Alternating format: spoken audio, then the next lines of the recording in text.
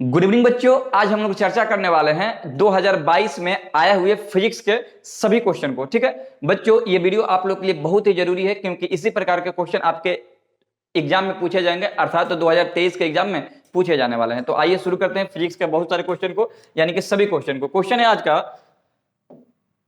Question है बच्चों कि एक रॉकेट कार्य करता है। पूछा जा रहा है कि रॉकेट किस सिद्धांत पे कार्य करता है। ऑप्शन है आपके पास गति के प्रथम नियम, गति के द्वितीय नियम, गति के तीसरे नियम और ऊर्जा संरक्षण सिद्धांत पे। तो बच्चों याद रखिएगा, जो रॉकेट जो है न्यूटन के तृतीय गति नियम पे कार्य करता है, तो आपका आंसर जो है सी हो जाएगा। ठीक है बच्चों, आंसर क्या हो जाएगा जी? सी हो जाएगा। रॉकेट न्यूटन के तृतीय गति नियम पे कार्य करता है। अगला क्वेश्चन है कि निम्नलिखित भौतिक राशियों में से कौन सी राशि दूसरे से भिन्न है। यानी आपको बताना है, ये जो क्वेश्चन दिया हुआ है क्वेश्चन नंबर 2, आपको बताना है कि ये जो क्वेश्चन जो है बाकी सबसे कैसे भिन्न है। देखिए ये दिया, पहला ऑप्शन है विस्थापन, दूसरा है वेग, तीसरा है बल और चौथा है गतिज ऊर्जा। देखो बच्चों, विस्थापन जो है सदिश राशि है। कौन सी राशि है बच्चों? सदिश राशि है। एक मिनट, विस्थापन कौन सी राशि है बच्चों? विस्थापन सदिश राशि है। ठीक है, और वेग कौन सी राशि है? तो ये भी सदिश है। और बल भी सदिश है। जबकि गतिज ऊर्जा क्या है? तो गतिज ऊर्जा जो है अदिश राशि होती है, यानी कि ऊर्जा जो है अदिश राशि होती है। तो बच्चों इसका आंसर हो जाएगा डी, यानी कि इसमें जो गतिज ऊर्जा है वो सबसे भिन्न है। तीसरा क्वेश्चन है बच्चों, तीसरा क्वेश्चन है कि निम्नलिखित में से कौन सी सदिश राशि नहीं है। आपको बताना है कि निम्नलिखित में से कौन सी राशि जो है सदिश नहीं है। संवेग सदिश होता है तो गलत है, त्वरण ये भी सदिश होता है तो गलत है, बल भी सदिश है, और ऊर्जा क्या है बच्चों? तो ऊर्जा जो है अदिश राशि है, यानी इसका आंसर जो होता है डी होगा बच्चों। आगे का क्वेश्चन देखते हैं।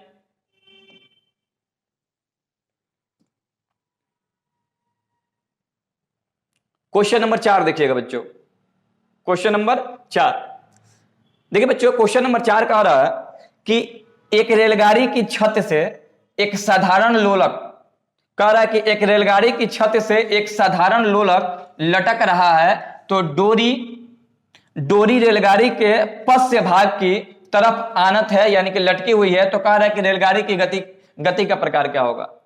कह रहा है बच्चों कि एक रेलगाड़ी है और रेलगाड़ी के ऊपर जो है क्या है, तो एक रेलगाड़ी की एक छत से एक साधारण लोलक लटक रहा है जी। ठीक है, यहाँ पे लोलक एक लटक रहा है। तो कह रहा है कि बताइए कि जो ये जो रेलगाड़ी चल रही है किस प्रकार की गति होगी। कह रहा है कि एक समान गति होगी, मंदित गति होगी, कि त्वरित गति होगी, कि विरामावस्था में होगा। तो बच्चों इसकी गति क्या होगी? त्वरित गति होगी। ठीक है, यानी कि इसमें अलग अलग वेग से ही अपना गति को पूरा करेगा बच्चों। ठीक है, आंसर भी हो जाएगा इसका। अगला क्वेश्चन देखते हैं।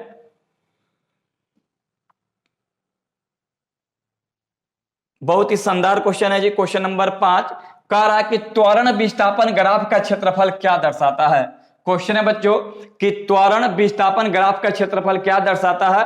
ऑप्शन है दूरी पहला, दूसरा है v square minus you square by 2, तीसरा है वेग और चौथा है संवेग। बताना बच्चों के आंसर क्या होगा त्वरण विस्थापन में। तो देखो बच्चों, हम लोग गति का दूसरा नियम जानते हैं, v स्क्वायर बराबर क्या होता है? You square plus 2as। इसको गति का दूसरा नियम कहते हैं बच्चों। जब आप u को इधर लाइएगा तो v square minus you square बराबर 2as होगा।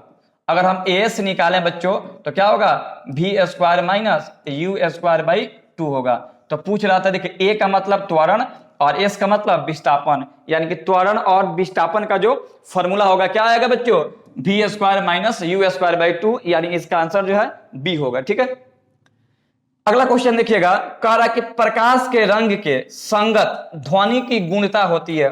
कह रहा है कि प्रकाश के रंग के संगत ध्वनि की गुणता होती है, तारत्व होती है, आयाम होती है, अनुनाद होती है, कि तरंगदैर्घ्य के रूप में होती है।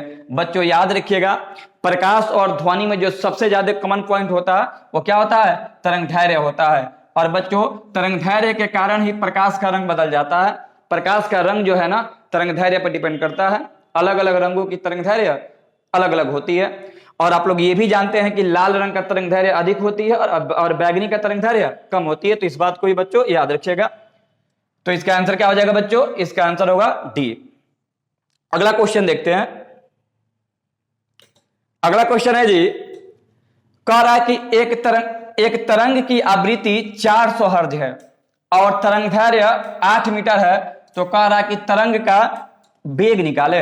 वेग निकालना है बच्चों। क्वेश्चन में क्या दिया बच्चों? आवृत्ति दिया है, इसको भी कहिए, इसको न्यू कहिए चाहे एन कहिए, 400 हर्ट्ज दिया है,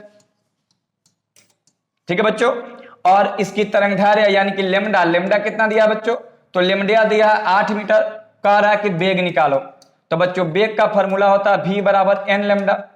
एन का मान है बच्चों 400 और लेमडा का मान है 8, तो 8 चौका कितना हो जाएगा बच्चों? 3200 हो जाएगा, मीटर पर सेकंड हो जाएगा बच्चों। तो आंसर क्या होगा जी? ऑप्शन आपके सामने है, ये देखिए ऑप्शन नंबर बी जो है सही हो जाएगा बच्चों, ठीक है। ऑप्शन नंबर क्या होगा? बी होगा बच्चों, ठीक है।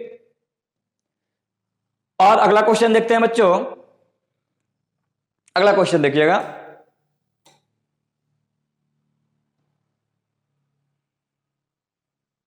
हाँ जी।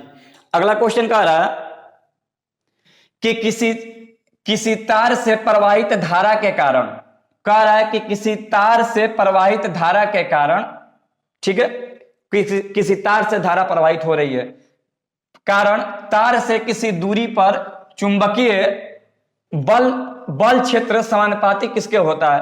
कह रहा है कि जब किसी धारावाही चालक से धारा प्रवाहित की जाती है तो किसी बिंदु पर चुंबकीय क्षेत्र जो उत्पन्न होता है वो किसके समानुपाती होता है? क्वेश्चन कह रहा है तार से इसकी दूरी के, यानी दूरी के समानुपाती होता है, तार से प्रवाहित धारा के, तीसरा है बच्चों तार के सिरों के बीच विभवांतर के, चौथा ऑप्शन है तार के प्रतिरोध के। तो बच्चों याद रखिएगा ये क्वेश्चन जो है बायो-सेवर्ट लेप्लास नियम से दिया हुआ है। और देखो ये जो चुंबकीय क्षेत्र होता है किसके समानुपाती होता है बच्चों? प्रवाहित धारा का होता है, यानी आंसर क्या हो जाएगा? बी हो जाएगा, ठीक है। अगला क्वेश्चन देखिएगा, क्वेश्चन नंबर 9 देखिएगा बच्चों। कह रहा है कि 2.4 मीटर लंबा एक आदमी कितना लंबा है जी? तो एक आदमी है 2.4 मीटर लंबा एक आदमी है, समतल दर्पण में अपना पूरा प्रतिबिंब देखना चाहता है तो दर्पण से न्यूनतम दूरी क्या होनी चाहिए?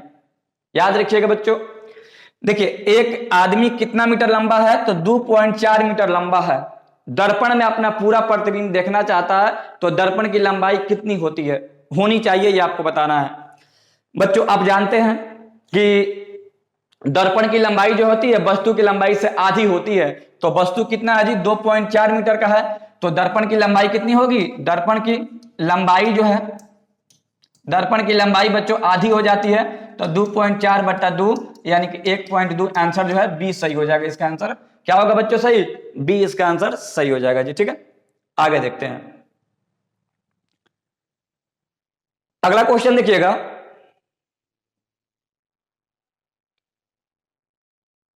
क्वेश्चन नंबर 10 क्या कह रहा है? कह रहा है कि ठोस पदार्थ का उपयोग कर थर्मामीटर प्रायः नहीं बनाए जाते हैं। कह रहा है कि ठोस पदार्थ का उपयोग कर थर्मामीटर प्रायः नहीं बनाए जाते क्योंकि ऑप्शन है ठोस का प्रसार अनियमित होता है। पहला ऑप्शन दिया है, कह रहा है कि ठोस का उपयोग करके थर्मामीटर नहीं बनाए जाते हैं। कारण क्या दिया है? पहला ऑप्शन दिया है कि ठोस का प्रसार अनियमित होता है, दूसरा प्रति डिग्री ताप परिवर्तन से ठोस की लंबाई बहुत ही कम परिवर्तन होता है, तीसरा ऑप्शन दिया है ठोस पदार्थ किसी गर्म वस्तु से अधिक उष्मा लेकर के उस वस्तु के ताप के गिरा देता है, कि इनमें से कोई नहीं। बच्चों देखिएगा ठोस पदार्थ में ना उष्मा का प्रसार बहुत ही कम होता है, तो इसका सबसे जो सुंदर आंसर होगा वो बी होगा। प्रति डिग्री ताप में परिवर्तन से ठोस की लंबाई में बहुत कम ही परिवर्तन होता है, इसलिए इसका उपयोग नहीं किया जाता बच्चों। आंसर क्या हो जाएगा? बी हो जाएगा, ठीक है। आगे बढ़ते हैं, अगला क्वेश्चन देखिएगा बच्चों। अगला क्वेश्चन है क्वेश्चन नंबर 11 देखिएगा। अगला क्वेश्चन है कि किसी इंजन की शक्ति एक अश्व शक्ति है, तो इसका तात्पर्य क्या हुआ? एक अश्व शक्ति, याद रखिएगा बच्चों, शक्ति दिया है कितना? पावर दिया है बच्चों, कितना दिया है? पावर इसका दिया है बच्चों, पावर दिया है एक अश्व शक्ति, इसको एचपी कहते हैं जी। एचपी का मतलब होता है हर्ज पावर, और बच्चों याद रखिएगा एक एचपी बराबर 746 होता है, 746। ये जूल प्रति सेकंड होता है बच्चों। 1 HP का मतलब 746 जूल प्रति सेकंड, और ऐसे भी याद रखिएगा शक्ति का मात्रक जूल प्रति सेकंड ही होता है। तो बच्चों इसका आंसर दिया है ए नंबर ऑप्शन का रहा है कि 746 न्यूटन बल, ये गलत है। दूसरा, इंजन द्वारा किए जाने वाला कार्य की दर 746 जूल प्रति सेकंड है, जूल प्रति सेकंड। इंजन द्वारा कुल किया जाने वाला कार्य 746 जूल है। नहीं, समय देना चाहिए ना शक्ति में, इनमें से कोई नहीं, तो ऑप्शन जो है बी सही होगा बच्चों। कितना है बच्चों? 746 जूल प्रति सेकंड। तो आंसर क्या हो जाएगा बच्चों? आंसर हो जाएगा बी। अगला क्वेश्चन देखते हैं। अगला क्वेश्चन है क्वेश्चन नंबर 10।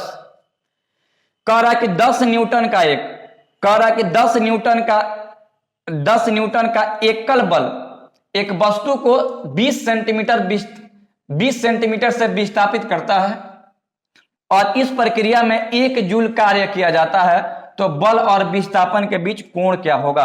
बड़ा सुंदर क्वेश्चन है और सिंपल क्वेश्चन है बच्चों।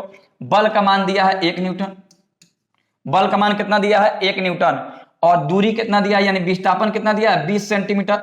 सेंटीमीटर को मीटर में बदल देते हैं तो लिख देंगे 20/100, यानी कि 1/5, 1/5 मीटर।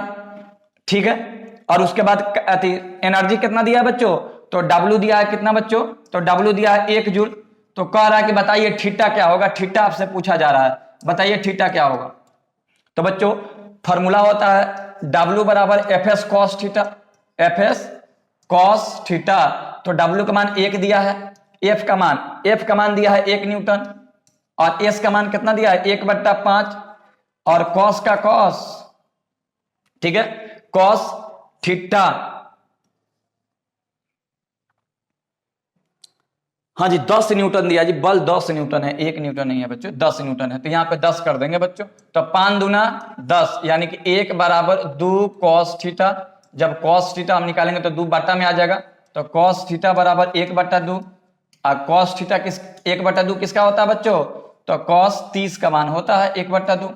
तो आंसर हो जाएगा थीटा बराबर 30। ठीक है ना, थीटा बराबर cos 30 का मान होता है 30 नहीं ना जी, 1 मिनट बच्चों।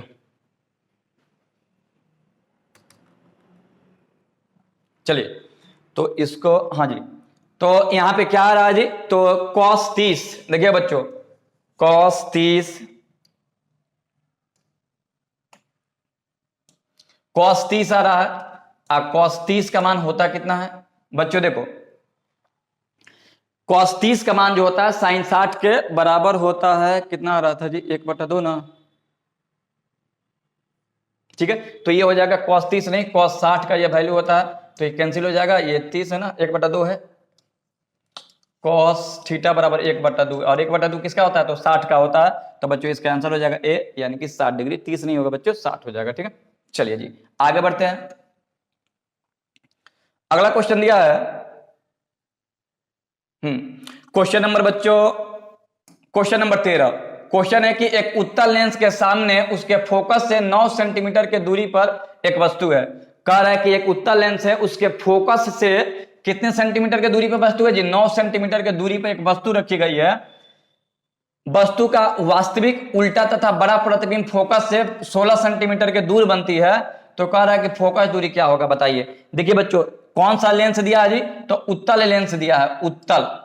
ठीक है, उत्तल लेंस के बारे में कह रहा है। तो उत्तल लेंस में सब क्या होता है जी? तो यू को छोड़कर सब पॉजिटिव होता है बच्चों। देखो जी कह रहा है कि उत्तल लेंस के सामने उसके फोकस से 10 सेंटीमीटर पर एक वस्तु रखा गया है। तो यू का मान क्या है? तो माइनस, देखिए फोकस है एफ, तो इससे कितना सेंटीमीटर की दूरी पे?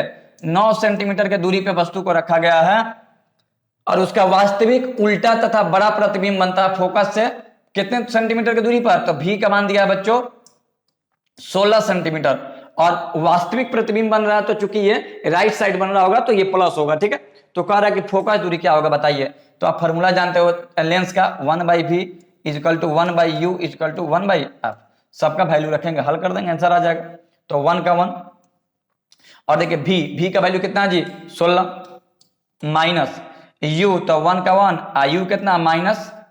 और बच्चों देखो जी ये 16 नहीं ना होगा जी, कह रहा है कि फोकस है 16 सेंटीमीटर की दूरी पे, तो f + 16 ना, f + 16। ठीक है बच्चों, तो ये माइनस और ये क्या हो जाएगा? f + ओहो,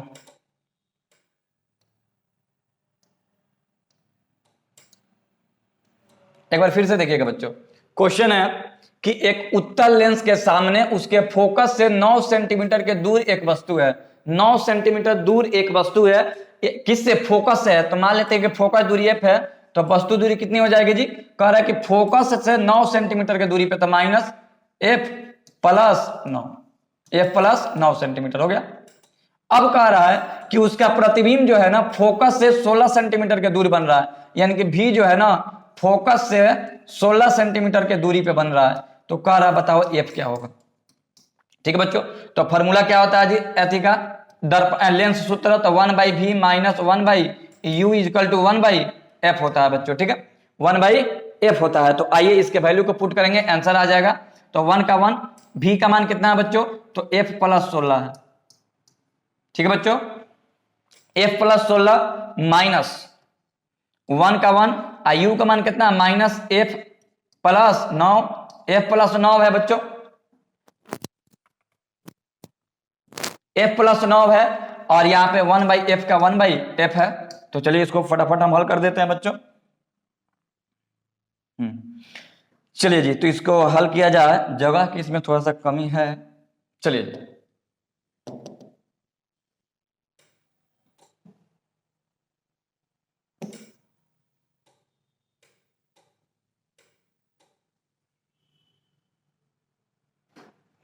एक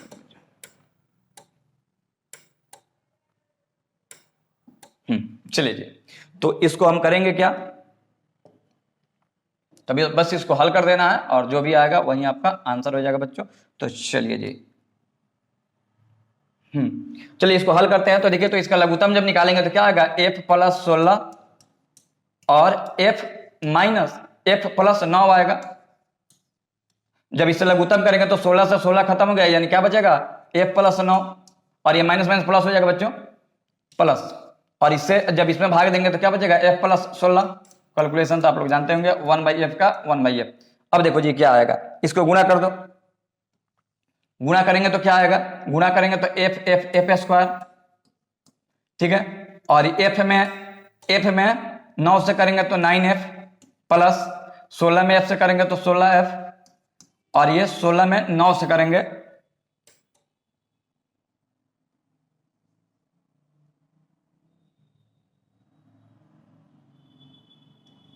144 बराबर 1/f। चलिए जी, तो आगे बढ़ते हैं।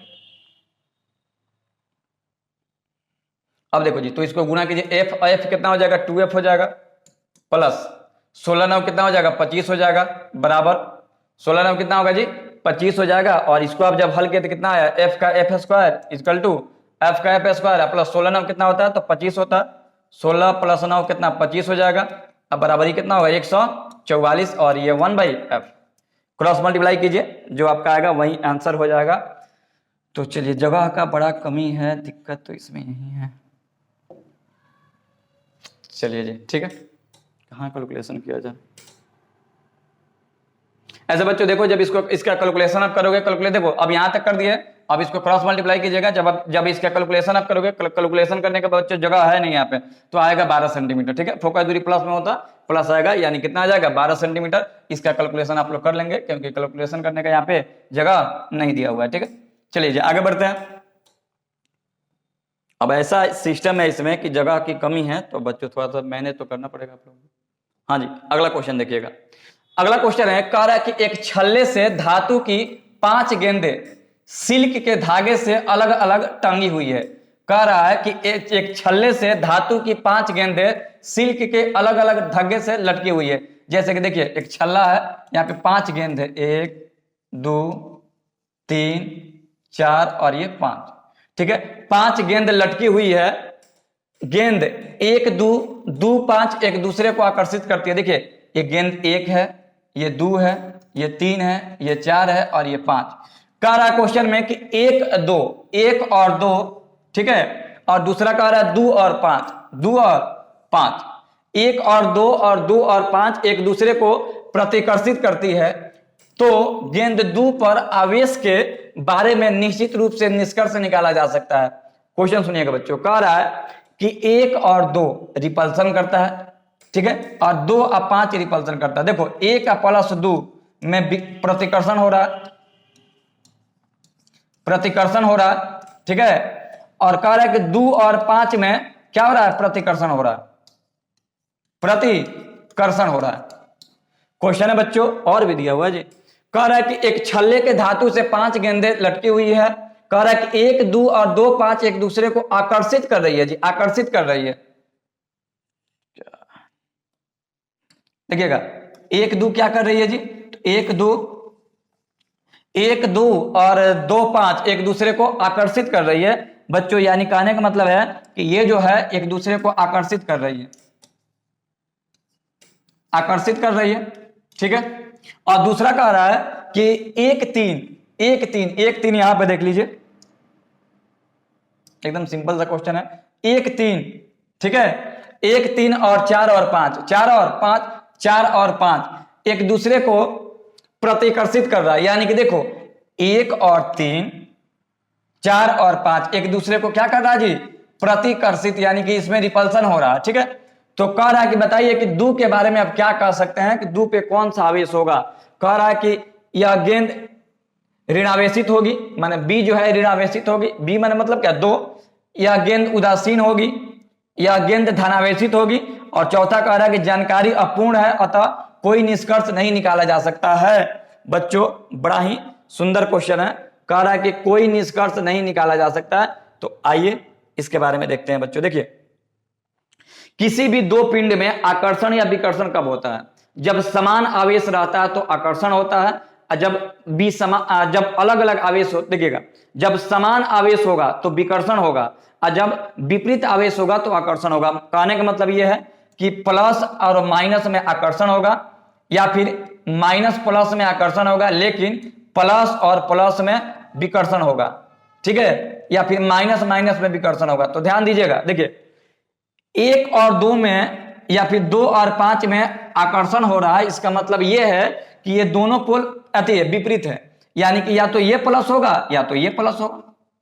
देखिए या तो ये प्लस माइनस हो सकता है या तो ये प्लस माइनस होता है। उसी प्रकार से इसमें है, यानी कि आवेश इसमें पोल अपोजिट है, लेकिन इसमें देखो 1 में और 3 में विकर्षण हो रहा है, विकर्षण होगा तो ये दोनों पोल सेम होगा, ठीक है। और दूसरा कह रहा है कि 2 और 5 में प्रतिकर्षण हो रहा है। तो बच्चों देखिएगा इसका मतलब ये है कि ये जो दू है ना, इस दू में आवेश के बारे में कोई सटीक जानकारी इसमें नहीं दिया हुआ है। देख लो इसमें ये 2 जो है आकर्षण कर रहा है और इसमें 2 जो है प्रतिकर्षण कर रहा है, यानी कि ये जो डाटा है ना ये पूर्ण नहीं है, ठीक है, यानी इसका आंसर डी हो जाएगा, ठीक है। बहुत सुंदर क्वेश्चन है ये, आगे देखते हैं बच्चों।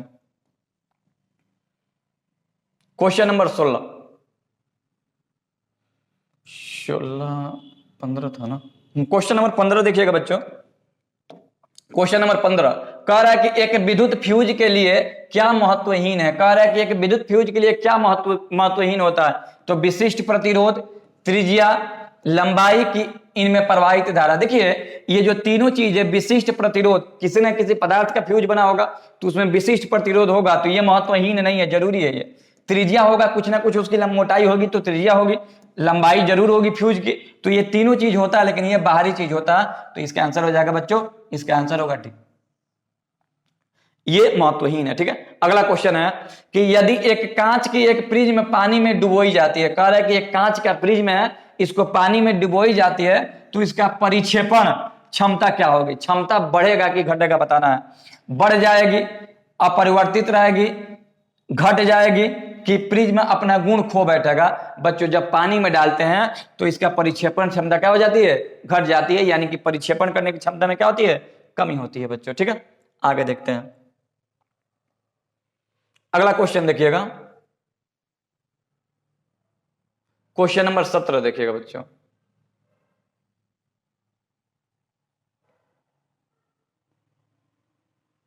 क्वेश्चन नंबर 17, क्वेश्चन नंबर 17 क्या है, तो क्वेश्चन नंबर 17 है कि यदि एक लेंस को वस्तु की ओर 20 सेंटीमीटर की दूरी से 15 सेंटीमीटर की दूरी तक ले जाए तो तब प्रतिबिंब का आवर्धन वहीं रहता है, तो लेंस की फोकस दूरी क्या होगी। देखिए जब वस्तु की स्थिति में परिवर्तन किया जाता है तो एफ बराबर होता है x गुणे x का रूट अंडर, ठीक है। तो निकाल दो, पहले x कितना था 20 था, तो 20 गुणे कितना 15, तो इसको हल करेंगे तो कितना आएगा 300 आएगा, और 300 का वर्गमूल निकालते हैं तो 17.32 आता है, लगभग 17.5 के बराबर होता है, 17.5 के बराबर होता है। तो बच्चों इसमें आंसर जो है सी हो जाएगा 17.5। ऐसे 17.3 समथिंग आता है तो आप 17.5 कर दीजिएगा, ठीक है।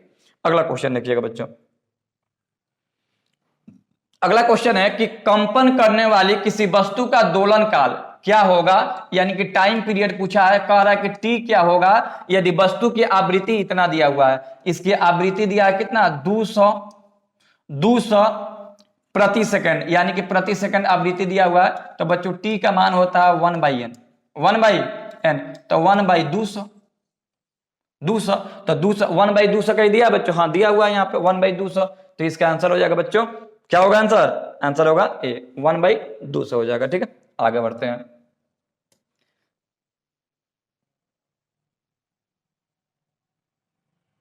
अगला क्वेश्चन देखिएगा।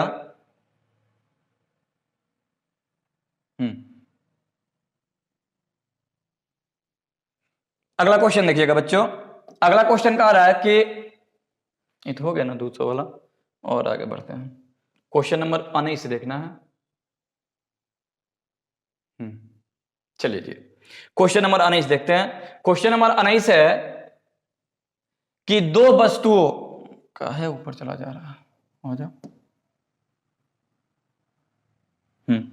क्वेश्चन नंबर आप लोग देखिएगा 19, कह रहा है कि दो वस्तुओं के बीच गुरुत्वाकर्षण बल इस बात पर निर्भर नहीं करता है। कह रहा है कि किस बात पर निर्भर नहीं करता है, दो वस्तुओं के बीच गुरुत्वाकर्षण बल जो है, कह रहा है कि उनके बीच के दूरी पर, कि उनके द्रव्यमानों के योग पर, कि गुरुत्वीय स्थिरांक पर, कि उनके द्रव्यमानों के गुणनफल पर। देखिए बच्चों, अगर दो का वस्तु है, मान लेते हैं वस्तु ए और वस्तु बी है यहाँ पे, तो इसका द्रव्यमान अगर m1 है और इसका द्रव्यमान m1 है, तो बाबू F जो है ना, गुरुत्वाकर्षण बल जो होता है समानुपाती होता है इसके द्रव्यमान के, ठीक है, और व्युत्क्रमणानुपाती होता है इसके बीच के दूरी के। मान लेते हैं बीच के दूरी r है, तो बीच के दूरी के वर्ग के व्युत्क्रमणानुपाती होता है। जब फॉर्मूला निकालते हैं बराबर, तो g m1 m2 by r square आता है। बच्चों कहने का मतलब ये है कि देखिए g पर भी निर्भर करता है, ये भी सही है, ठीक है। तो जो सही g पर निर्भर करता है, उनके बीच के दूरी पे भी निर्भर करता है। देखो तो दूरी के वर्ग के व्युत्क्रमणानुपाती होता है, उनके द्रव्यमानों के गुणनफल, देखो तो द्रव्यमानों के गुणनफल यहाँ पे आया है। तीसरा है उनके द्रव्यमानों के योग पर, तो बच्चों योग पर निर्भर नहीं करता है, यही आपका आंसर हो जाएगा। ऑप्शन नंबर सी जो है सही होगा बच्चों, ठीक है, ऑप्शन नंबर सी, योग पे निर्भर नहीं करता है जी, ठीक है, गुणनफल पे होता है। अगला क्वेश्चन देखिएगा, जब नमक को बर्फ के साथ उचित मात्रा में मिश्रित किया जाता है, देखिएगा बच्चों बर्फ में जो है नमक मिलाया जाता है, इसका प्रॉपर रीजन होता है, वही क्वेश्चन पूछा भी है जी। कह रहा है कि जब नमक को बर्फ के साथ उचित मात्रा में मिलाया जाता है तब बर्फ का गलनांक क्या होता है। कह रहा है कि जब बर्फ में नमक को उचित मात्रा में मिलाएंगे तो गलनांक इसका बढ़ जाएगा, यानी कि बर्फ जो है आसानी से गलेगा नहीं। कह रहा है कि कम हो जाएगा, अपरिवर्तित रहता है, कि अधिक हो जाता है, कि अनंत हो जाता है। तो बच्चों अधिक हो जाता है, यानी बर्फ जो है आसानी से गलेगा नहीं बच्चों, ठीक है। अगला क्वेश्चन देखिएगा, अगला क्वेश्चन है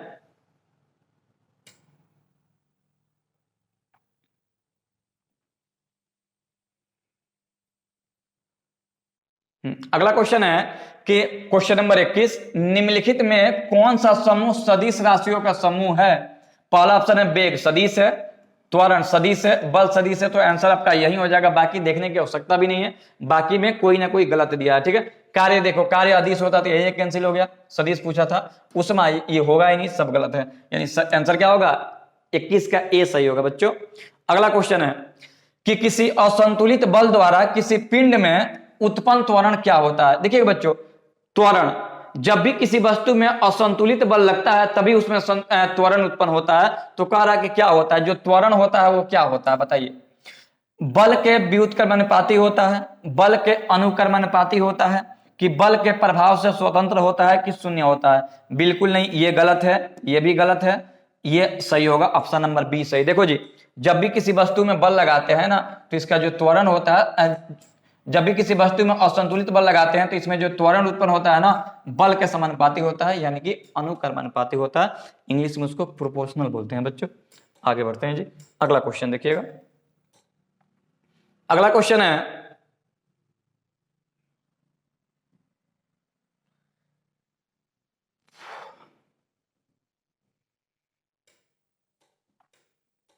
क्वेश्चन नंबर 23। क्वेश्चन नंबर 23 देखिएगा बच्चों, निम्नलिखित में से किसके भेदन क्षमता सबसे अधिक होता है? कह रहा है कि बताइए कि भेदन क्षमता किसकी अधिक होती है, बताइए किसका अधिक होता है? न्यूट्रॉन का भेदन क्षमता अधिक होता है, प्रोटॉन का होता है, कि इलेक्ट्रॉन का होता है, कि गामा किरण का होता है? बच्चों याद रखिएगा, जब आपको रेप पढ़े होंगे आप लोग तो ये पढ़े होंगे alpha beta gamma. Electron proton तो होता ही नहीं है, भेदन क्षमता सबसे अधिक होता है किसका? गामा का होता है, सबसे कम होता है अल्फा का और सबसे अधिक होता है गामा का। ठीक है, ये 30 मिलीमीटर का एल्युमिनियम का कोई चादर होगा ना, उसको भी ये पार कर जाएगा, बड़ा ही खतरनाक किरण गामा रे। तो आंसर हो जाएगा डी। क्वेश्चन नंबर 24 कह रहा है कि लोलक जल से परावर्तित होकर कांच में प्रवेश करता है। सो लोलक नहीं है जी, आलोक है। कह रहा है कि आलोक जो है जल से परावर्तित होकर कांच में प्रवेश करता है, कांच में प्रवेश करता है, तो निम्न में से आलोक का कौन सा गुण अपरिवर्तित रहेगा? याद रखिएगा, जब भी आप एक माध्यम से दो माध्यम में जाते हैं तो आवृत्ति नहीं बदलता है बच्चों, यानी कि बारंबारता नहीं बदलती है। वेग बदल जाएगा, गलत है, आयाम बदल जाएगा, तरंगदैर्घ्य बदल जाएगा, क्या नहीं बदलेगा बच्चों? बारंबारता, यानी कि आवृत्ति नहीं बदलेगी। बारंबारता की जगह पे आवृत्ति भी दे सकता है। ठीक है, आगे बढ़ते हैं बच्चों, अगला क्वेश्चन देखिएगा। अगला क्वेश्चन है,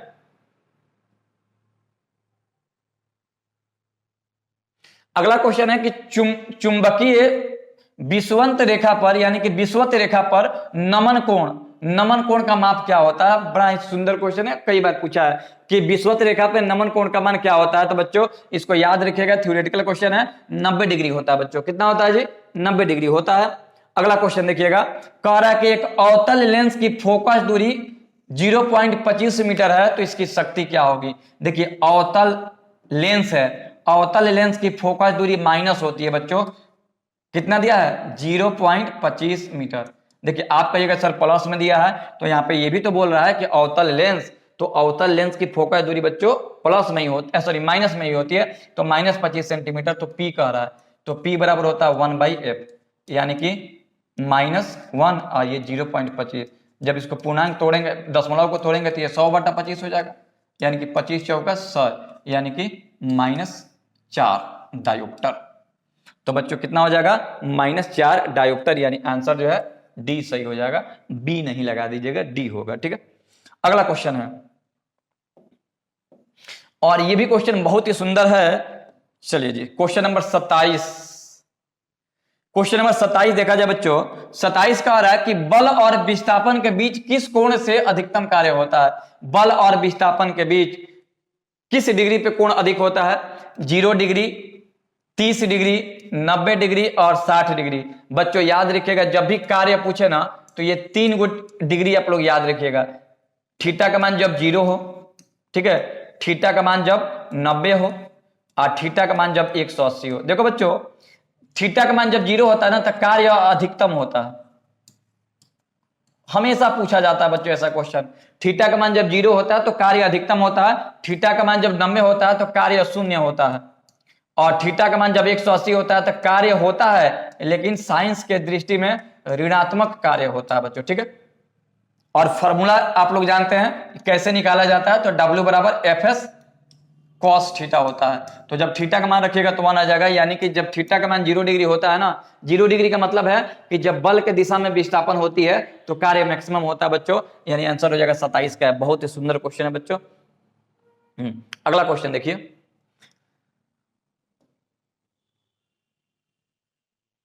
अगला क्वेश्चन है बच्चों कि एक 220 वाट के विद्युत बल्ब में 5 मिनट में कितने कैलोरी ऊष्मा विकसित होगी? कह रहा है कि एक बल्ब है जिसकी शक्ति कितनी दी हुई है बच्चों? P का मान दिया हुआ है कितना? 210 वाट दिया हुआ, W दिया है, समय कितना बच्चों? तो टाइम है कितना? 5 मिनट तो मिनट को सेकंड में बदलेंगे, मिनट है बच्चों, तो 5 × 60 यानी कि 300 सेकंड हो जाएगा, 300 सेकंड हो जाएगा। तो कह रहा कि बताइए कि उष्मा कितना होगा, कैलोरी में पूछा है बच्चों, एच का मान निकालना है कैलोरी में। तो आप जानते हो एच का फॉर्मूला क्या होता है, P × T होता है, P × T। और ये किस में आएगा बच्चों, जूल में आएगा बच्चों। और आप जानते हो कि 1 जूल में कितना कैलोरी होता है, सॉरी 1 कैलोरी में कितना जूल होता है, तो 4.2 जूल होता है बच्चों, 4.2 जूल। तो ये जूल में, इसको कैलोरी में लाने के लिए 4.2 से भाग दे देंगे तो किस में आ जाएगा, कैलोरी में आएगा। तो आज चलिए हल करते हैं एच का एच। पी का मान कितना दिया बच्चों, 210 गुणे टी का मान दिया है 300 और ये 4.2। जब इसको हल करेंगे बच्चों तो आएगा 15,000, कटा लीजिएगा आप लोग, 15,000 कैलोरी आएगा, 15,000 कैलोरी आएगा, यानी इसका आंसर हो जाएगा ए। कटा लीजिएगा आप लोग बच्चों। हाँ जी, अगला क्वेश्चन देखिएगा। अगला क्वेश्चन है क्वेश्चन नंबर 29। चलिए जी, क्वेश्चन क्या है जी, तो क्वेश्चन है कि निम्नलिखित में से किस प्रणाली में विद्युत चुम्बकीय प्रेरण पर आधारित होता है। कह रहा है कि बताइए किस सिस्टम में विद्युत चुम्बकीय प्रेरण का अनुभव किया जाता है, धारामापी में, वोल्टामीटर में, ट्रांसफार्मर में और गैल्वेनोमीटर में। तो बच्चों याद रखिएगा, इलेक्ट्रोमैग्नेटिक इंडक्शन जो है ट्रांसफार्मर में पाया जाता है बच्चों, किस में पाया जाता है, ट्रांसफार्मर में पाया जाता है। तो आंसर क्या हो जाएगा, सी। अगला क्वेश्चन, क्वेश्चन नंबर 30, और ये आपके सेट का यानी कि 2022 में पूछे गए क्वेश्चन का अंतिम क्वेश्चन था। एक विद्युत प्रेस में उष्मा अवयव, कह रहा है कि एक विद्युत प्रेस है, उसमें का उष्मा अवयव किसका बना होता है। ऑप्शन है नाइक्रोम का, लोहा का, कांस्टेंट का कि टंगस्टन का। तो बच्चों आंसर होगा टंगस्टन का, ठीक है। अगर तापन अवयव रहता सिर्फ तो नाइक्रोम हो जाता है आंसर, ठीक है ना। लेकिन विद्युत प्रेस में जो उष्मा अवयव होते हैं किसका बना होता है, टंगस्टन का बना होता है। तो बच्चों आप लोग भी इस सारे क्वेश्चन के बाद देख लीजिए कि आपको आपसे जो होता है कितना क्वेश्चन आपसे आ रहा है बच्चों, ठीक है। इसी प्रकार से हम लोग हर एक सेशन में जो है इसी प्रकार के क्वेश्चन हम लोग लाते रहेंगे। अब हम लोग नेक्स्ट वीडियो में देखेंगे कि केमिस्ट्री 2022 में केमिस्ट्री के कौन सा क्वेश्चन पूछा गया था बच्चों। तो आप लोग को ये जो भी क्वेश्चन पूछा गया है अच्छे से देखिए, क्योंकि इसी पैटर्न पे क्वेश्चन हर साल पूछे जाते हैं। यानी कि ये तो क्वेश्चन नहीं आएंगे, लेकिन हाँ इसी के बेसिस पे आएंगे, तो ये देखना बहुत ही जरूरी है। तो इस वीडियो में इतना ही, जय हिंद।